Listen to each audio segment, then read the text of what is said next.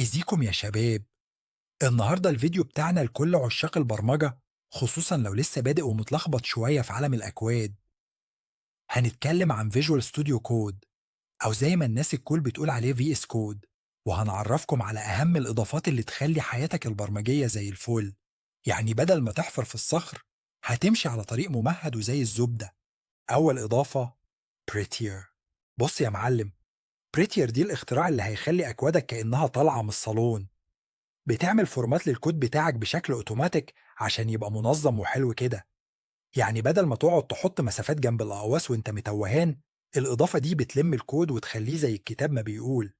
ودي حاجة كده زي لما أمك تقولك رتب غرفتك، بس هنا بدون زعيق. تاني إضافة، لايف سيرفر. لو بتشتغل على مشاريع ويب، لايف سيرفر هو السحر اللي يخليك تشوف الكود بتاعك شغال مباشر على المتصفح بدون ما تقعد كل شوية تعمل إعادة تحميل ريفرش. هتكتب، تحفظ، وتلاقي الناتج قدامك في نفس التانية. فاكر أيام لما كنت بتشغل كام طباس عشان تشوف الورنيش؟ أهو كده. الإضافة دي بتنهي زمن البهدلة. تالت إضافة، براكت بير كالرايزر. إيه أكتر حاجة بتوجع دماغ أي مبرمج؟ الأقواس. يعني ساعتك وأنا أعدي الكود، عندي فجأة مليون قوس مش فاهم بدايتهم من نهايتهم. الحل، مع براكت بير كالرايزر، اللي بتلون كل قوسين بلون مختلف عشان تعرف مين مع مين.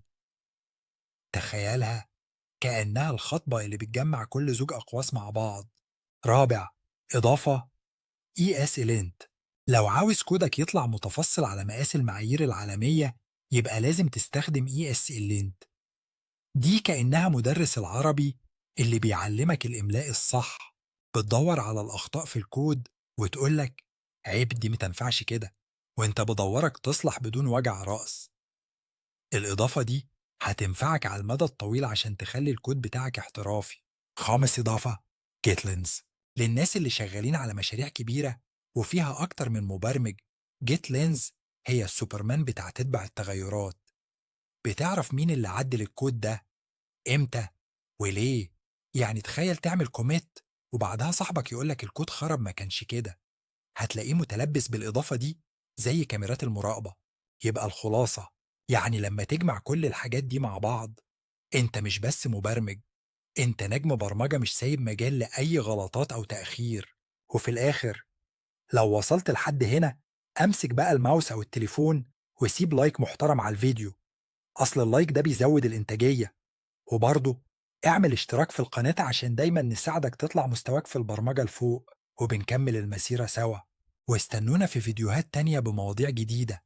وسلام يا ملوك الكود.